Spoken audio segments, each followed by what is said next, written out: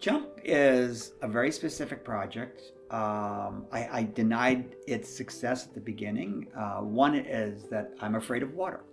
And I'm afraid of water because as a little kid, I was with a bunch of family members swimming in a pool and hit my head and almost drowned. Nobody else knows that. I was very embarrassed by it. I remember swimming to the edge and spitting up water and kind of just shaking it off. But it does damage to you for the rest of your life. It does trigger certain kinds of fear. And so year after year, living on Martha's Vineyard, photographing the big projects, the beach and people in their homes, as I drove by this bridge called the Jaws Bridge. It's the bridge you see in the movie Jaws where the little boat goes underneath the bridge and this guy gets eaten by the shark and you see the foot going down. That's that bridge.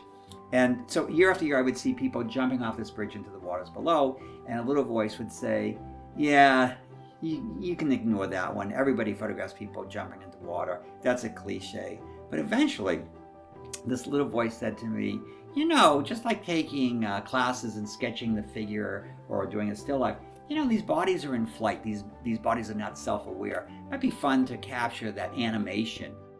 I was interested in that moment of faith, that moment of leap into the water, and I wanted to feel that rush. I think it's therapy. It's all therapy. But I wanted to have that courage that they had to jump into the water because I really didn't.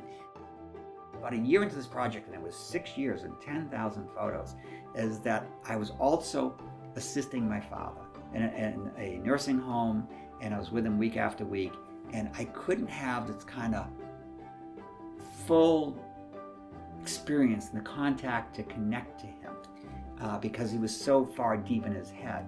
And I did hug and hold him and tell him I love him, but I also knew I was preparing for death. And I realized after a year photographing at the bridge, I was there to photograph death. And I was there to photograph the moment of releasing. And death comes in so many different ways. And that I found people sometimes go defiantly. And other people stumble and fall. And other people have helping hands, and people and family hold them until they finally release into the abyss. And you have people that are defiant of death altogether. They'd grab their hat and jump off the bridge, and it seems like they're just floating on forever. And so that's how this whole thing came to be.